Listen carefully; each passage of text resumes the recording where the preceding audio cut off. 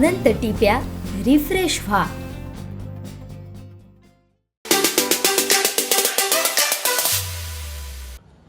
नमस्कार, मी विनायक गावस. कोकणचं नंबर 1 महा चॅनल कोकण 7 लाईव्हमध्ये आपलं सगळ्यांचं या ठिकाणी स्वागत करतोय.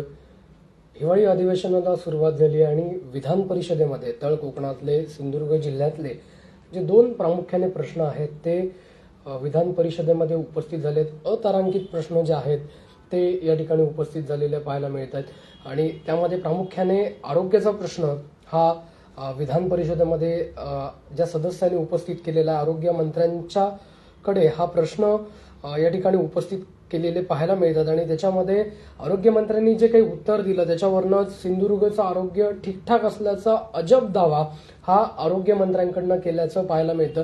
आरोग्य मंत्री नेमकं काय म्हणाले, कारण सिंधुदुर्ग जिल्ह्याची आरोग्य यंत्रणा आपण गेली अनेक वर्ष पाहतोय ज्या पद्धतीनं ढासळलेली आहे.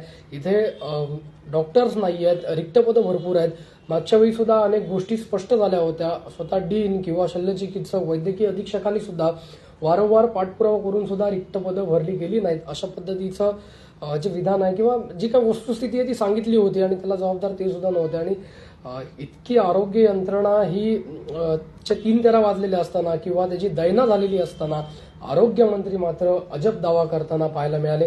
नेमकं विधान परिषदेमध्ये काय घडलं, काय नेमके प्रश्न त्या ठिकाणी उपस्थित झाले याचा थोडक्यात आपण आढावा घेणार. आणि त्याचबरोबर दुसरा एक मुद्दा जो उपस्थित झालाय तो कोकणवासियांचा, सिंधुदुर्गवासियांचा जिव्हाळ्याचा मुद्दा आहे. त्याकडेही आपण जाणार आहोत, तोही विषय पाहणार आहोत. पण सर्वप्रथम आपण जातोय आरोग्याच्या मुद्द्यात आणि आरोग्याच्या बाबतीत आज विधान परिषदेमध्ये अतारांकित प्रश्न उपस्थित केले होते आणि त्यात प्रामुख्यानं कोकण पट्ट्यात म्हणजे अगदी ठाण्यापासून सिंधुदुर्गपर्यंत रायगड, रत्नागिरी या सगळ्या जिल्ह्यामध्ये आरोग्य यंत्रणेची जी काही दुरावस्था झालेली आहे त्या संदर्भातले प्रश्न जे आहेत ते विधान परिषदेमध्ये उपस्थित केले होते. आणि सार्वजनिक आरोग्य विभागाला, कुटुंब कल्याण विभागाचे जे मंत्री आहेत डॉक्टर तानाजी सावंत यांना हे अतारांकित प्रश्न विचारले होते आणि त्याच्यावर त्यांनी उत्तरं दिली होती. प्रामुख्याने जर पाहिलं तर आमदार कपिल पाटील, आमदार सुशील शिंदे, आमदार विलास पोतनीस यांनी या सर्व प्रश्नांकडे अतारांकित प्रश्नाच्या माध्यमातून आरोग्य मंत्र्यांचं लक्ष वेधलं होतं.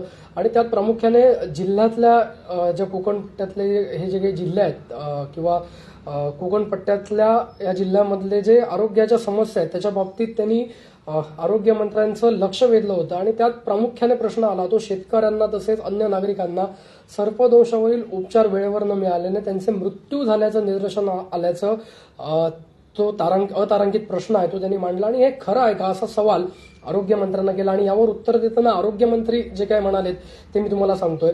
रुग्णालयीन सेवा ही अत्यावश्यक सेवा असल्यानं रुग्णालय हे 24 तास सुरू असतात. सर्पदोष, श्वानदोष व इतर विषबाधा होणे हे गंभीर स्वरूपाचे आजार असल्यानं रुग्णांवर तातडीनं उपचार केले जावेत याकरिता सर्व आरोग्य संस्थांमध्ये उपस्थित वैद्यकीय अधिकारी, कर्मचारी, विशेष तज्ज्ञ यांच्या मार्फत विशेष दक्षता घेण्यात येते व रुग्णांवर तातडीनं उपचार केले जातात. तसेच आयुक्तालयाने 25 ऑक्टोबर 2023 रोजीच्या परिपत्रकान्वये सर्पदंश या विषयाबाबत सर्व संस्थांना मार्गदर्शक सूचना निर्गमित केलेल्या आहेत. सर्व जिल्हास्तरीय अधिकारी व सर्व आरोग्य संस्था प्रमुख यांना सर्पदंश या विषयावर तज्ज्ञांमार्फत प्रशिक्षित करण्यात आल्याचं उत्तर जे आहे ते आरोग्य मंत्र्यांनी त्या पहिल्या प्रश्नावर दिलं. दरम्यान रत्नागिरी जिल्ह्यातल्या ग्रामीण उपजिल्हा रुग्णालयात सर्पदंशाचे उपचार व्हावेत यासाठी गाव विकास समिती रत्नागिरी यांनी जिल्हाधिकारी यांच्याकडे निवेदन देऊन मागणी केली आहे का असा सवाल हा डॉक्टर तानाजी सावंत आरोग्य मंत्र्यांना केला होता. आणि याच्यावर ते म्हणाले की रत्नागिरी जिल्ह्यातील ग्रामीण उपजिल्हा रुग्णालयात सर्पदंशाचे उपचार व्हावेत यासाठी गाव विकास समिती रत्नागिरी यांनी जिल्हाधिकारी यांच्याकडे सादर केलेले निवेदन स्थानिक स्तरावर प्राप्त झालेले नाही असं त्यांच्याकडनं सांगण्यात आलं. आणि त्याच्यानंतर अजून एक जो महत्वाचा मुद्दा उपस्थित झालाय, त्याचबरोबर सर्पदंशामुळे जो रायगड जिल्ह्यामध्ये एक मृत 22 वर्षाचा युवक झाला होता त्या संदर्भातला सुद्धा प्रश्न त्या ठिकाणी उपस्थित केला होता. आणि ही वस्तुस्थिती आरोग्य मंत्र्यांनी मान्य केली होती की खरोखरच तिथे मृत्यू झाला, काही गोष्टींमुळे हा डॉक्टर नसल्यामुळे किंवा काही उपाययोजना करता न आल्यामुळे ते झाल्याचं त्यांनी मान्य केलं होतं. आणि हे करत असताना अजून एक प्रश्न प्रामुख्याने विचारला गेलाय जो विधान परिषदेमध्ये, तोच ग्रामीण उपजिल्हा रुग्णालयात प्रसूतीगृह सुस्थितीत नसणे, डॉक्टर उपलब्ध नसल्यामुळे अनेक महिलांचे मृत्यू झाले आहेत याबाबत विचारले असता मंत्री नेमकं काय म्हणाले ते आपण पाहतोय. तर मंत्र्यांनी हे खरं नाही असं सांगितलेलं आहे. वस्तुस्थिती पाहता आज आपण सिंधुदुर्ग जिल्ह्याचा विचार केला. कोकण 7 लाईव्हनं अगदी 2 आठवड्यांपूर्वी ही वस्तुस्थिती मांडली होती. सिंधुदुर्ग जिल्ह्यातल्या महिलांवर खरोखरच इथे उपचार होत आहेत का, खरोखरच त्यांची डिलिव्हरी आहे ती इथे होत आहेत का, प्रसूती इथे होते का, ही वस्तुस्थिती आम्ही जाणून घेतली होती.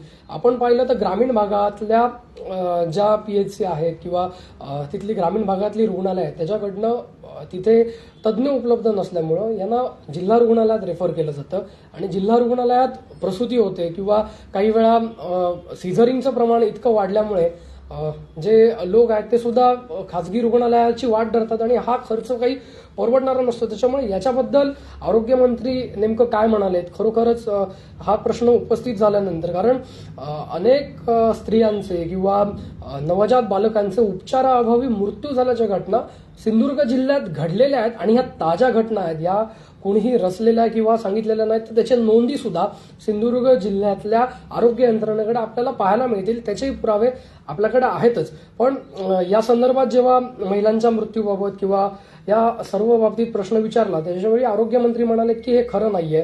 कोकणातील ठाणे, पालघर, रायगड, रत्नागिरी, सिंधुदुर्ग जिल्ह्यात कार्यरत सर्व शासकीय रुग्णालयामध्ये सर्व सोयींनी युक्त सुस्थितीतील प्रसूतीगृहे उपलब्ध आहेत. हे महत्वाचं वाक्य आरोग्यमंत्र्यांचं आहे, जे लेखी स्वरूपात, कारण हा अतारांकित प्रश्न असल्यामुळे सगळं लेखी स्वरूपातच या ठिकाणी देण्यात आलेलं आहे. तसंच रुग्णालयामध्ये दाखल होणाऱ्या सर्व रुग्णांना कार्यरत वैद्यकीय अधिकाऱ्यांमार्फत सर्व आवश्यक वैद्यकीय सुविधा पुरवण्यात येत असल्याने रुग्ण आरोग्य सेवांपासून वंचित राहत नाहीत, असं देखील आमच्या राज्याच्या आरोग्यमंत्र्यांनी सांगितलेलं आहे. त्यामुळे हा प्रश्न उपस्थित होत असताना आरोग्यमंत्री नेमकं कशाच्या जोरावर हा दावा करतात, हा खरा या निमित्ताने प्रश्न निर्माण झाला. याच प्रसंगी नागरिकांना वेळेवर वैद्यकीय सुविधा, महिलांसाठी प्रसूतीगृह उपलब्ध करून देण्याबाबत, तसंच सर्पदंश झालेल्या व्यक्तींना वैद्यकीय उपचार मिळण्याबाबत शासन स्तरावर कोणती कार्यवाही केली वा करण्यात येत आहे आणि नसल्यास विलंब का होतोय, असा एक प्रश्न या सदस्यांनी विचारला असता त्याच्यावर आरोग्यमंत्री म्हणाले की रुग्णालयीन सेवा ही अत्यावश्यक सेवा असल्याने सर्व शासकीय रुग्णालय ही 24 तास सुरू असतात. सर्पदंश म्हणजे हे सगळे मगाशी मी ज्याचा उच्चार या ठिकाणी केला, ह्या आजारांबद्दल ते बोलताना म्हणाले की या रुग्णांवर तातडीनं उपचार केले जावेत याकरिता सर्व आरोग्य संस्थांमध्ये विशेष दक्षता घेण्यात येते, तर विलंबाचा प्रश्नच उद्भवत नाहीत, असा खुलासा त्यांनी केलेला आहे. एकंदरीतच आपण आरोग्यमंत्र्यांनी काय म्हटलं हे पाहिलं. तळ कोकणात आमच्या सिंधुदुर्गात जर आरोग्य यंत्रणेची अवस्था जर पाहिली तर ही प्रत्येक कोकणी माणूस, प्रत्येक सिंधुदुर्गवासी जाणून आहे. याबद्दल जेव्हा आम्ही आवाज उठवला होता तेव्हा शालेय शिक्षण मंत्री दीपक केसरकर असतील, विधानसभेचे अध्यक्ष ॲडव्होकेट राहुल नार्वेकर असतील, केंद्रीय मंत्री नारायण राणे असतील, याच वैभव नाईक असतील, विनायक राऊत असतील, आमदार नितेश राणे असतील, या सगळ्याच नेते मंडळींनी सुद्धा कुठेतरी कमतरता आहे ही मान्य केली होती. नारायण राणेंनी सुद्धा स्वतः सांगितलं होतं की जो काही अभाव आहे तो मी भरून काढणार असल्याचं ते म्हणाले होते. आणि हे सगळं पाहता आज आरोग्यमंत्र्यांनी ज्या पद्धतीनं ही विधानं केलीत ही कुठेतरी सिंधुदुर्गवासियांना पटणारी नाहीयेत, कारण आजही बारीक सारीक आजारांकरिता सिंधुदुर्गवासियांना शासकीय रुग्णालयामध्ये उपचार जसे पाहिजेत तसे मिळत नाहीत. जेव्हा शेवटची स्टेज येते किंवा हाताबाहेर पेशंट जातोय हे शासकीय रुग्णालयामध्ये कळतं त्यावेळी रेफर टू GMC अशा पद्धतीचं एक पत्र इथल्या रुग्णांच्या आणि त्यांच्या नातेवाईकांच्या हातात पडतं आणि थेट रवानगी होते ती हायवेने बांबोळीला रवानगी होते आणि त्यानंतर पेशंट वाचला ठीक, नाहीतर जी काही परिस्थिती आहे ती प्रत्येक सिंधुदुर्गवासियांना माहीत आहे, प्रत्येक सिंधुदुर्गवासी ती अनुभवतोय, त्याच्यामुळे ती वेगळी सांगण्याची गरज नाही. त्याच्यामुळे आरोग्यमंत्र्यांनी आज हा केलेला दावा कितपत योग्य आहे, कितपत त्यांनी केलेला हा दावा मान्य करावा हा प्रश्नचिन्ह आहे. कारण 50% अधिक, मग ती जिल्हा परिषदचा आरोग्य विभाग असू दे किंवा सार्वजनिक आरोग्य विभागाच्या माध्यमातून, महाराष्ट्र शासनाच्या माध्यमातून जो आरोग्य विभाग कार्यान्वित आहे त्यातल्या रिक्त पदांची संख्या असू दे, फिजिशियन्सची संख्या असू दे, डॉक्टरांची संख्या असू दे किंवा कर्मचाऱ्यांची असू दे, ही निम्मेच डॉक्टर तिथे कार्यान्वित आहेत.